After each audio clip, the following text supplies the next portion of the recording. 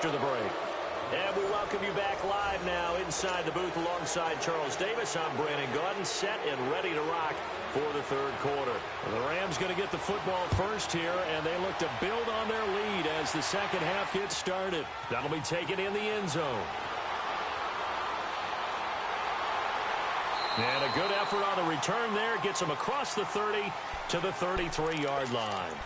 And the Rams getting set to go now. They have the lead. Now they'll be looking to extend that lead.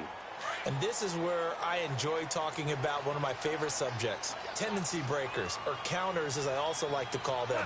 You've done things in a certain way in the first half, and they've had the ability to see what you've done. They're going to make their adjustments. So guess what? You adjust yourself and try and stay ahead of the pace because you are looking for some separation in this ball game. The adjustment to the adjustment. Without a doubt. Show them one thing, hit them with something else. It's the linebacker, Manti Te'o, on the stop. I call that play a success. A nice inside run sets up a very manageable second down. A very solid gain on that play. Again they run with Gurley. Runs over it, and now running right through it. And he'll go out of bounds. It appears right at the 45. It's a pickup of 6 and good enough to move the chains. And a nice little broken tackle run there by Todd Gurley, the 10th pick in the 2015 draft. And that's what you get with him, that full package of speed, power, able to catch the ball in the backfield. Many people doubted him coming out because of the knee injury in college. They're seeing the full Todd Gurley now, and it hurts.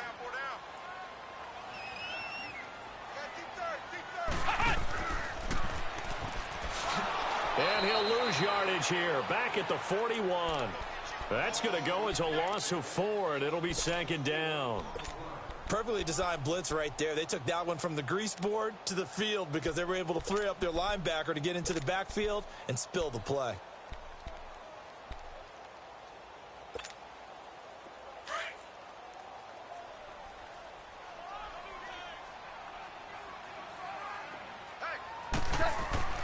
A play fake to Gurley. Now gone. He'll throw underneath for Gurley. And he's able to get this one down to the 40-yard line. They call it a gain of 19, and it moves the chains. So many times you hear today's NFL described as a space game. Get your best players into space with the football in their hands. That's why sometimes you just swing it out to your runner, get him out in the flat, and let him have a chance to make people miss an open field. And that one covered beautifully. Their defenders stayed home, and they'll stop him behind the line. It's a loss of 4 there, bringing up second down. No, he is not running at all. He just stopped. And that one covered beautifully. Their defenders stayed home, and they'll stop him behind the line. And now maybe they want some extra time to talk about this third and long play as we'll get a timeout. It's just their first, so 2 remaining as they burn one here in this third quarter. Tough spot here, 3rd and 18, following back-to-back running plays that went in the wrong direction. A shotgun snap for gone. Quick hitter here, it's complete. 20! And all the way inside the 15 before they drop him. They chalk that one up as a gain of 34 on 3rd down. There will always be a place for methodically marching the ball downfield. But when you can pick it up in big chunks and strike like that and have explosive plays, that's often the difference in winning and losing. Those types of plays that can knock the defense off balance, that'll drive the team towards a victory. Damn, man, I just tell you to block. 3 yards, and now it's second down.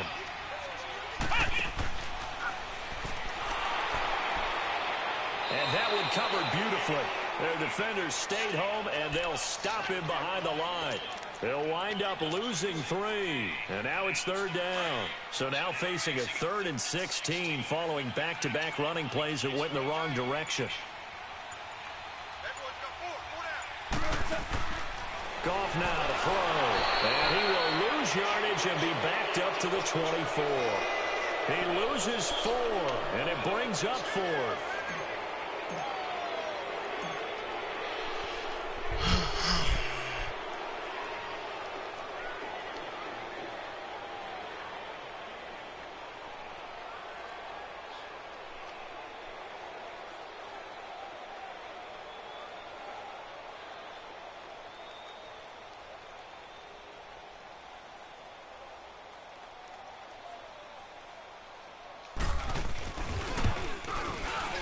And this one is going to just tuck into the bottom left corner as he gets it to go. And that'll open the lead up to a touchdown now at 13-6.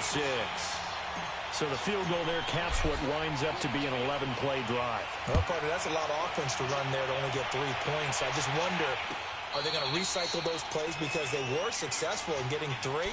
Or do you go to another section of the playbook trying to find ones that get you into the end zone and get you 6? Now the attention turns to the Saints offense getting ready for their first possession of the second half.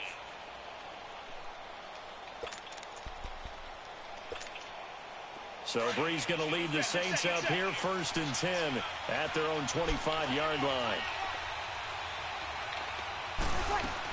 They start the drive on the ground. Kamara. And not a whole lot doing there as he'll get it up to about the 28-yard line. There to make the tackle, Samson Abuka.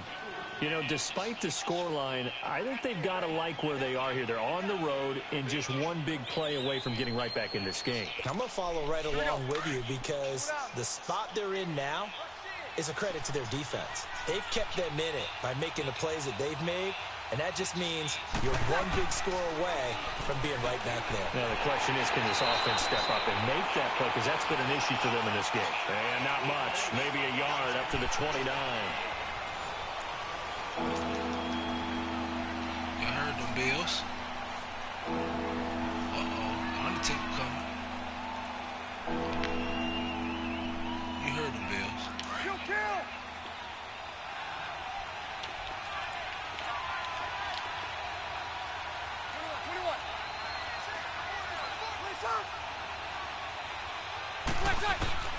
Now Breeze on 3rd down.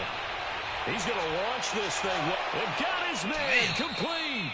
And they'll get this well past midfield before being stopped just before the 35. Safety. Give him 35 yards there on the 3rd down conversion.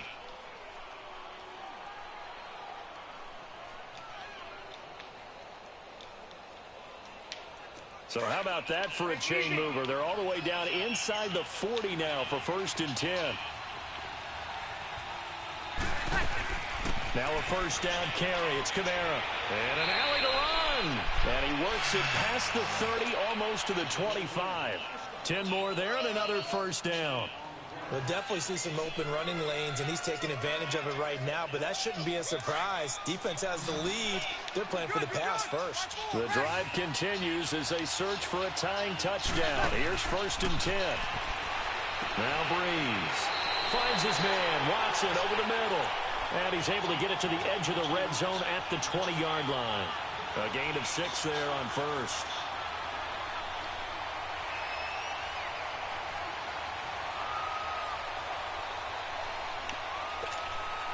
Under 4 to go now as the clock runs and they come up on 2nd down. Breeze to throw on 2nd down. Forced out to his left.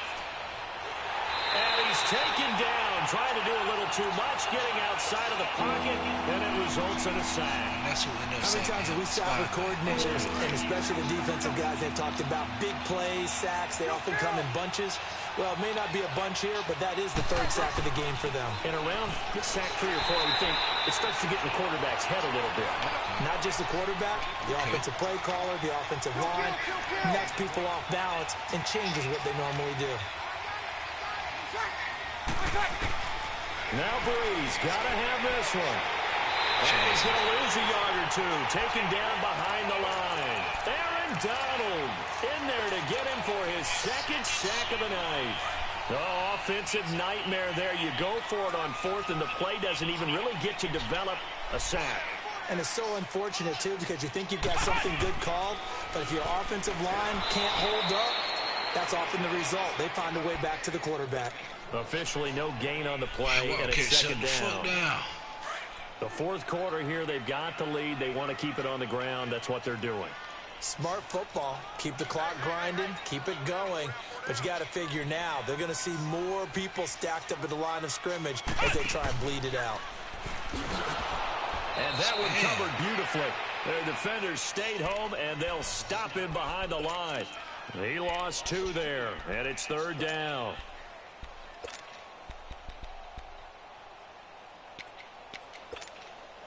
Possibly a turning point. Big play coming. This is 3rd and long. Now this time he'll look to throw. Dumps it off to Gurley. And he'll get it up here this time to the 21. A gain of 4 on the play. And that's going to bring up a 4th down. I'm going to finish it. Time for a break. We're back to see what happens after this. They told me to finish it. I got to finish on And here's a big one now. Try to hold this lead. They're going to go for it here on 4th down. Out of the gun. Gone. And he's going to have his running back. It's complete. And he'll be corralled right around the 34. So fresh out of the 2-minute warning, and here's another timeout taken with 1:55 remaining. And not totally home free yet, but it's looking good as they come up 1st and 10. Now Gurley. And out across midfield down to the 45. That's good for 21 yards and a 1st down. At this stage of the game, the run-pass numbers are a little bit out of whack because most of their yardage has come through the air. But in a sense, that just sets things up for big runs like that because the defense might be a little bit off balance. They pick up another 1st down with that run.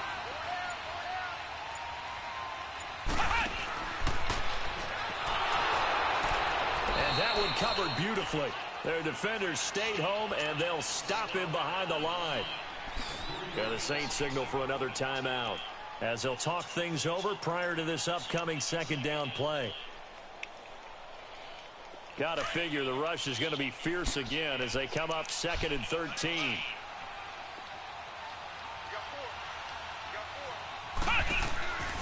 Now on 2nd down, this is Gurley.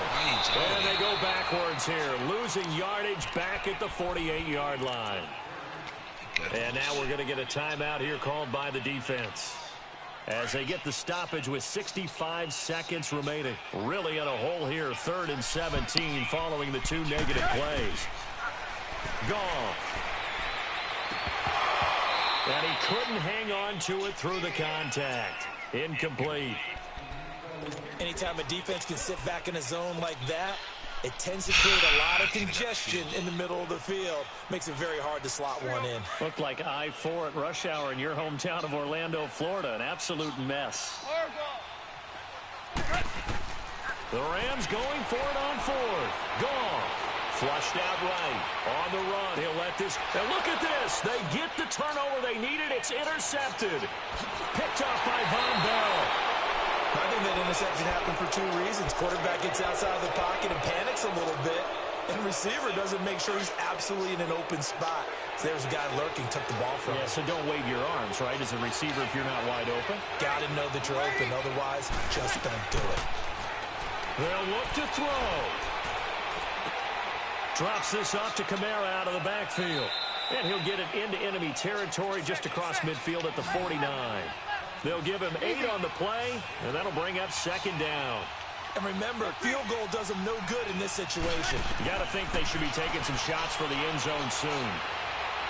Now a desperation throw deep downfield. And, a crusher there as it's intercepted. Picked off with great anticipation. And a great return as they're finally able to take him down. He couldn't get the hook up there that time with Thomas. Brandon, offensively, this has been a tough day for him. Trying to find a place to throw the football. It's been extremely difficult. I've got to give a lot of credit to the secondary, especially the corners who have had the receivers on lockdown.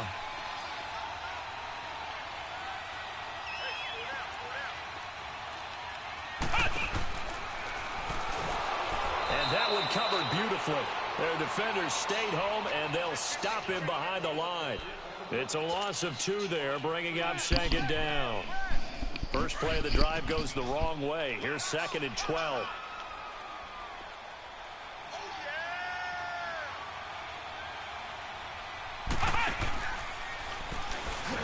And that one covered beautifully. Their defenders stayed home, and they'll stop him behind the line. And Charles, I think when the schedule comes out, all teams, no matter where they're predicted to finish, talk about protecting your home turf. They were able to do that here in this one. Similar to a tennis match, right? Not letting them break your serve. That way you hold on to it. They got it done, and they feel very good about that victory.